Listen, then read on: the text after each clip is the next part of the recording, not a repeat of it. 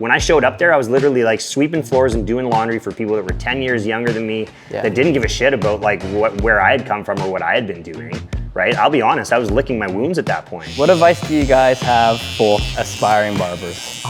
If you find someone, like if you can dream it up, then go and find someone who's doing something in that capacity. My thing was just like, if you're good at something, at what you do, then you can earn whatever you want. Like the sky's the limit. That's right, yeah. Right? Focus on the skills. Let's talk numbers. All right. Pull out your clipboard calculator. Oh, I really run on a clipboard.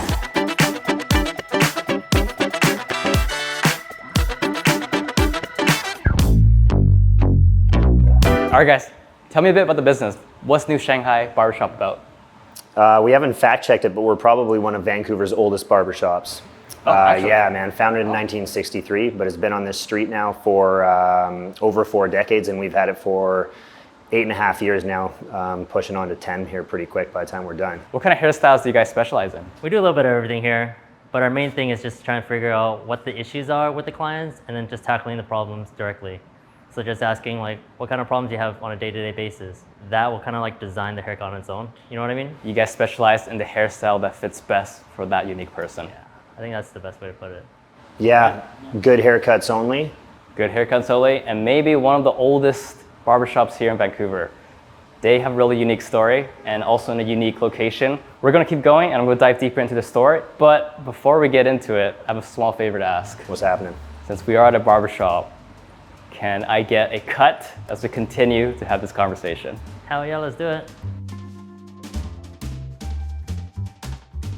Okay, so I have a weird like confession to make. Okay. You're probably one of the 3 or 4 people who's ever like cut my hair. Man's got a low body count. Because my mom usually cuts my hair. Okay. So I mean, she does a pretty good job, I'll be honest with you. this is a very foreign situation for me, to say the least. I mean, you're here today, so we're gonna figure it out. Okay. Yeah, let's do it. Let's go give your hair a quick wash. When's the last time you actually got your hair cut by someone else other than your mom? I don't even know, man. 5 years ago. Oh wow, okay. Like before COVID, for sure. Before COVID? Definitely before COVID. I guess what got you into barbering? It kind of happened by accident. Actually, probably since the age 10, I thought I was gonna become a cook. Oh. I was obsessed with the food channel. Oh wow.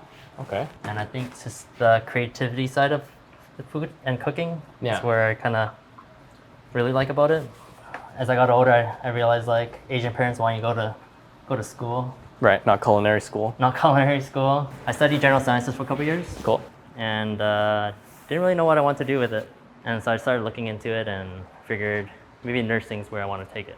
One day I see my friend and he had a great haircut. I was like, oh, who cuts your hair? And he's like, oh, I cut my own hair. I'm like, oh, what? I asked him if he has ever cut anyone else's hair before. Yeah. We were at his place, cutting hair. Honestly, one of the best haircuts I've ever had. And so I said to him, I'm like, would you be down to just cut my hair and I'll just start paying you? Like, are you okay with that? And he's like, yeah, sure, I'll just do it. At this time too, he was also a huge stoner. I'm not even shitting you, this is how I literally became a barber. Okay. On my second haircut, he goes, so I cut better when I'm stoned. Okay. Keep in mind, he's a huge stoner at the time. Yeah. And he gets really high, and I'm waiting for him, and we go inside, and then we go into my bathroom and start cutting away. Okay. And within like 1 or 2 minutes, he cuts my ear. Shit. And that's when I decided to cut my own hair. Tony became obsessed and started watching YouTube videos to learn, giving haircuts to friends and family, making sure not to cut their ears. He kept learning, and eventually, through a friend, started working for a barbershop. And that's where everything clicked. I mean, right after I got the job, Yeah. working there for a week, just like shadowing barbers, Okay. I was like, holy fuck, this is what I want to do with the rest of my life. Really? That's Like, when it clicked? like it clicked. Like I knew this is what I wanted to do. Oh, wow. Okay. And that's when I realized like, wow, I get to help people. And 2, I get to be creative. This is like the best of both worlds. And 3, I actually have a life outside of work because I'm not tired. It's like, man, this is the best job ever. And it's super chill. Tony finds himself loving this new career as a barber, and as if by fate, at this exact barbershop is where he meets Justin. I'm going to the barbershop, right, where Tony turns into the apprentice. And what I recognize is all of a sudden there's this like mute dude hanging out And lo and behold, right? Like there's a few months that come by in between him starting apprenticing there and then me eventually starting apprenticing there.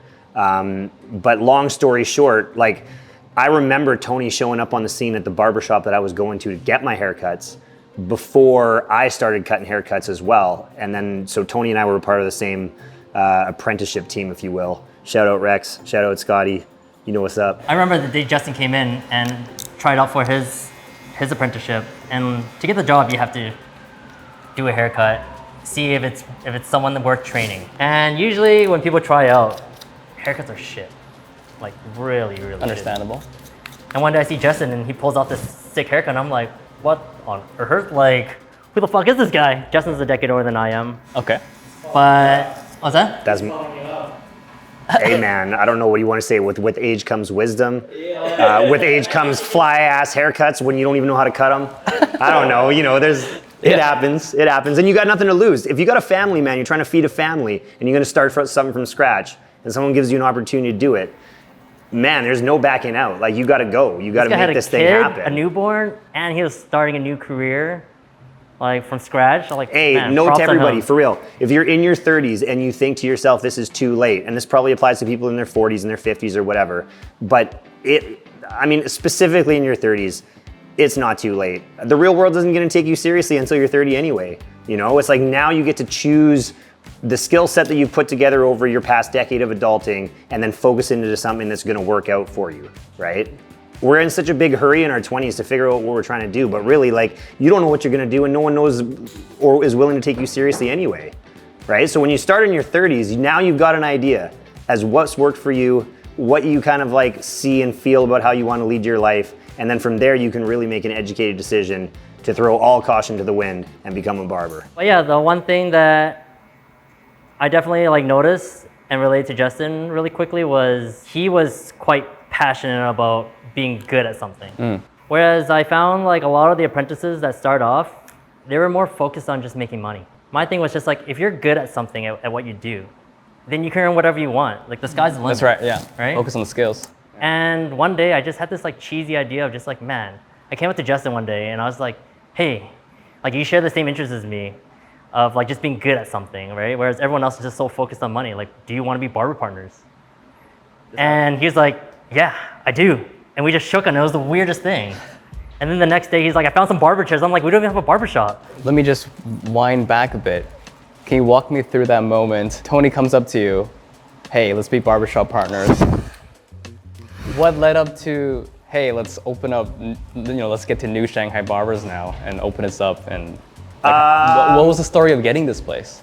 Barbershop one, we were fortunate enough to have a wonderful apprenticeship experience there and cut our teeth in the game, get our original group of clients. Let's just say there was like a little bit of a wobble from the top, so there wasn't really stable leadership as we were moving forward, and we were still looking to progress, right? I think what Tone mentioned is that he could identify in me that I also wanted to be good at something, right? And that's something that we even tell guys who have worked along the way with us. It's like, this applies to a lot of things in life. People don't just get cool, right? They get good at something and therefore they become cool, right? Like we all admire people who are amazing at something, and therefore we also recognize them as being cool. You can't go set out to be cool. You have to go set out to be good. Yeah. And then if you are good, you will get the respect of like, your peers, other people, etc. So we were honestly just looking for more. They were young barbers eager to learn more and get the most out of everything they do. Tony and Justin moved on to work at a different barbershop. But similar to the first one, they grew fast and quickly reached their potential. And they soon realized that if they wanted more, they couldn't keep working at barbershops. They had to start their own. And that was their next move. What we started to do in our off time independently, but as we were cruising around in various neighborhoods and things, we were just starting to look at storefronts. That is literally how we stumbled across this place. Like stumbled across. My son and I, Tony had known about it, but my son and I independently, when he was like 3, we walked past this place, which was, as we mentioned, inhabited by 2 dudes in their 80s, still in here cutting haircuts. And the thought crossed my mind, like, this cannot last forever, Like respect to these guys, but like they're not gonna be able to do it forever. Like they're old as dirt. So it was like you just got to knock on the door and say, hey, not trying to take over or not trying to push you guys out, but like, what is the likelihood that this is going to go on forever? And if it's not, what are your guys' plans for the space? And that's sort of what was the segue to us being able to take over the space. Did you guys always have that drive to be better? Is that just who you are? I think it's part of it. I mean, that's one of the reasons why like Andy's one of our partners. Like, Because Andy's like that too. he has more drive than all of us, I would say at times. Like, Really? this guy's just built different. Hi guys. Yeah. I finally started talking. Yeah, no, Andy reached out to me one day on Instagram and he was interested in learning how to cut hair. And then one day he just started showing up to all of our like Monday meetings and I was just like, okay, I guess this guy wants to be part of this. Why are you built different, Andy? Where did that come from? Oh man, you grew up in an immigrant family, you know how it is, right? Parents were from Vietnam, they escaped during the war. Oh. Mom worked really hard supporting me growing up. Dad too, right? But dad had some like other issues dealing with. Okay. But yeah, that was the biggest thing. I think she really motivated me to wanting for me to, have a better life. That's why they all escaped during, the tough times and everything. And for me, seeing her working so hard, like such a young age, like it wants me to like work hard as well, make her want to retire early, or try to. Especially in an expensive city, right? And yeah, I just get it from her, really, being honest with you, and just seeing how like she nourished me so much as a kid. What advice do you guys have for aspiring barbers? A young barber watching this, they're like, these guys are cool. I want to be cool. You better get good before you get cool. Don't be lazy. How do you Because if you get good, you'll be cool. How do I get That's how it good, works. Justin? You get good, you be cool. How do I get good? Practice. Reps. Reps. Nothing but reps. Because that applies to anything. You cannot get good at it unless you put in the reps, right? And the thing is like, whatever they say about 10,000 hours to become a master, I didn't make that up. Neither did you guys, right? Like that's just what it is. You got to put that time in, man. Just put in the reps. Just reach out to people like Andy did and just keep cutting hair, keep learning. It helps to have good leadership too and good guidance. Right. Absolutely. That again once applies to any field. Well, I guess that's another question. How do you find the right mentor and leader? I would say not only in barbering, but I would say find someone who does something in a capacity that you would dream of doing. If you find someone, like if you can dream it up, then go and find someone who's doing something in that capacity. And then align yourself with them at all costs. And that would sometimes be called free, right? I will literally sweep the floor just so as long as I can be here and I can see what's going on so I can get a sense as to whether or not this is gonna work for me, right? And then commonly I think that 3 things happen when you spend time with someone who is working in a capacity that you wish you worked. Is number 1, you don't like it and you quit. But that's great because now you've done what you've done and you've decided it isn't for you. Number 2, you align well with this person and you can learn a lot from them and you move together and you move forward and you become an amazing team at whatever it is you're trying to do. Or number 3, the old student that surpasses the sensei, right? Because, look, like Andy's gonna cut me off at the knees, take my money and take my shop away because like he aligned in an environment that worked well for him, but on a haircutting level for sure, put in way more work in the time that he's been here than what I have when it comes to just technical haircutting, for sure. So it's like, I would say for anybody that's gonna get into something, just dream big about what it is you wanna do and then try to find somebody that does that, align yourself with them at all costs, and then one of 3 things will happen for you. You mentioned earlier how it's never too late, but you said 30? Yeah, when I was shopping around to become a barber, I was 34. How did that feel for you? Because it's like, people, society would be like, 30, you're supposed to have it figured out and have a stable job already. But at that time, you were trying to recarve this new path. Did you have like moments of like, oh shit, like doubting yourself and like? I guess being in a position now where like I'm older than people who we will work with, I just realized, I think in a lot of fields, it's like, the world's not really ready to take people serious until they're 30. You really don't know enough about your skill set. And it's like, if someone works out under 30, like amazing for them and also amazing for the people they're aligned with because it's like, whoa, we took a chance on this kid and he worked out great. by the time you're in your 30s, especially if you go ahead and start a family or something, but like you really got to channel your focus and your energy into something and like make something of it. And you just do it with so much different like levels of intent, right? And like family stuff aside, like if you just know more about yourself, you get a sense of what's going to be able to work better for you. Yeah. And the other thing is pride, man. Don't be scared to put that pride in your back pocket. When I showed up there, I was literally like sweeping floors and doing laundry for people that were 10 years younger than me, that didn't give a shit about like where I had come from or what I had been doing, right? I'll be honest, I was licking my wounds at that point. Sometimes you just got to slow down to speed up.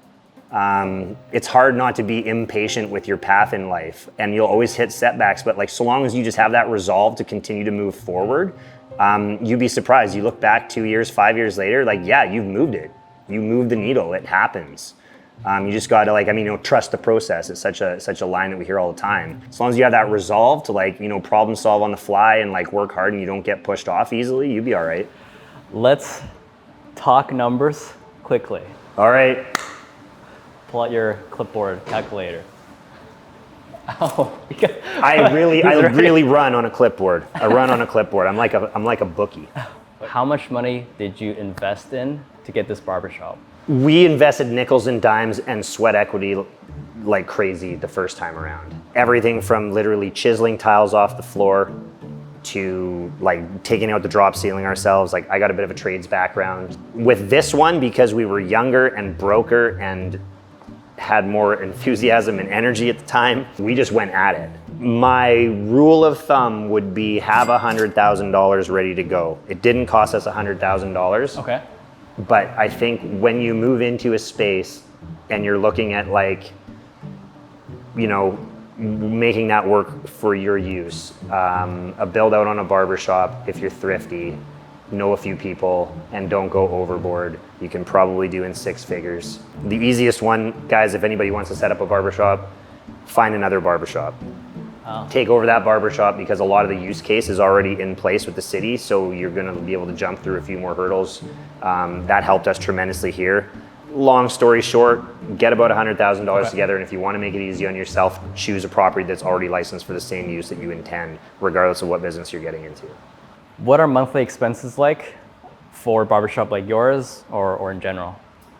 Number one concern has got to be lease rate. Whatever it is you're paying per month is the first thing that you got to look at.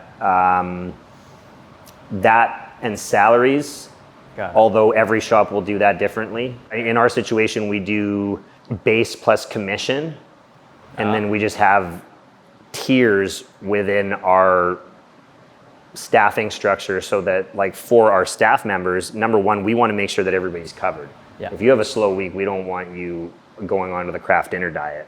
Our mindset is that like we're taking care of the group, and that the group takes care of one another too. Yeah.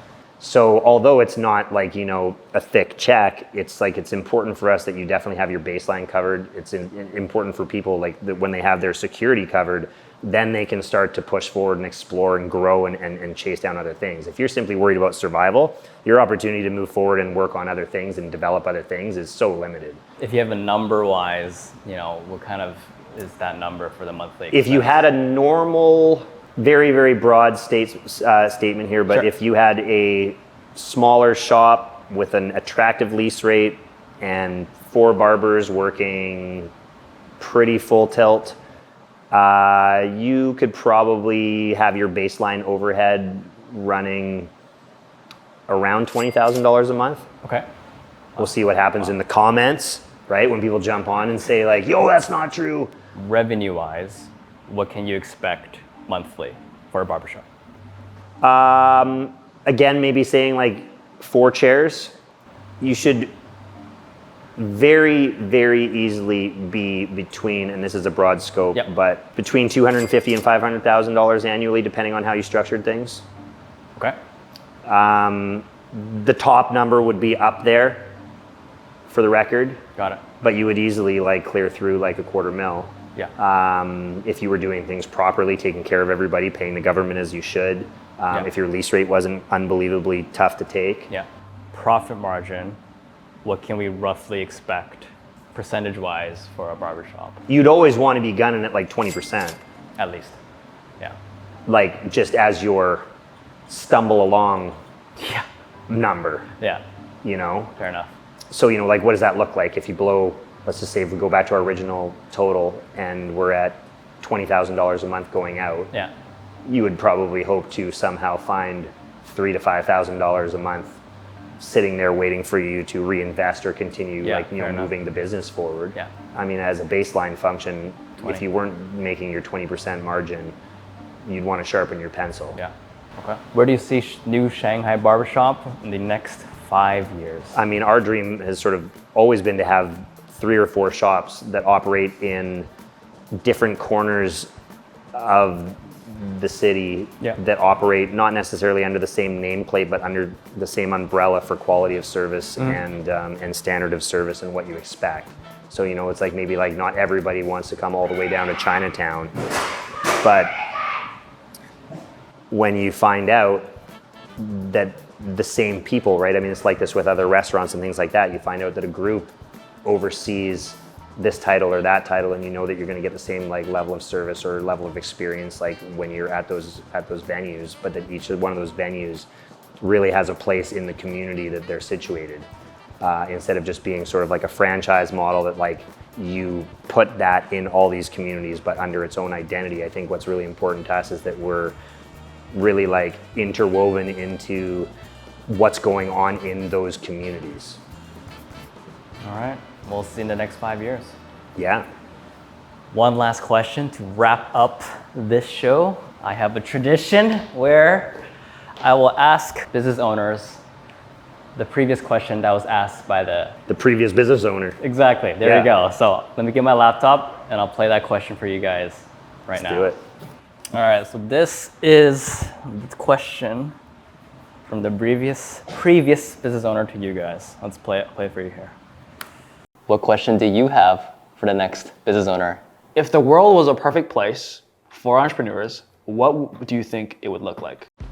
Ooh, damn. If I the don't- world I was think- a perfect place for entrepreneurs, what would it look like? That's the question. It's a place with a lot of problems. The perfect place? Perfect yeah, place, yeah. Because I mean, that's what business is about, right? Solving Yeah. issues, solving problems. Yeah. And yeah, if we'll have a lot of problems, then yeah, it'd be a perfect place for entrepreneurs. It might not look like 439 Columbia Street. I'll tell you that much. I think it depends a little bit on what industry you're in. If you're selling the change to e-commerce has been somewhat detrimental to some elements of entrepreneurship, although obviously a really wide like access point for a lot. I guess we're sort of entrenched in something that because we just work with humans, right? So that's a little different capacity. I mean, hey, for us exclusively, if brick and mortar came back, that would be the ultimate for entrepreneurship. Because if everybody still had to leave their homes to transact, that would be rad, as far as I can tell. What question do you guys have for the next business owner on this show?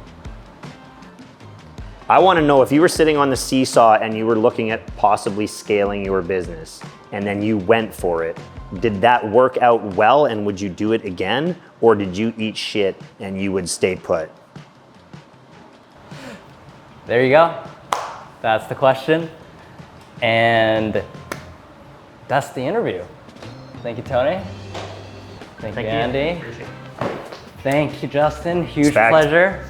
And there you go. That's it. Look at this cut. Look at how clean it is. Thanks to Tony. So if you want clean cuts, come to, you know where it is. If you know, you know. New Shanghai Barbershop. This is where it is. If you found this video enjoyable and valuable, give it a like. Comment down below. Any questions you have for them or me. And you already know, but hit the subscribe button because we'll have more interviews coming soon. See you in the next one.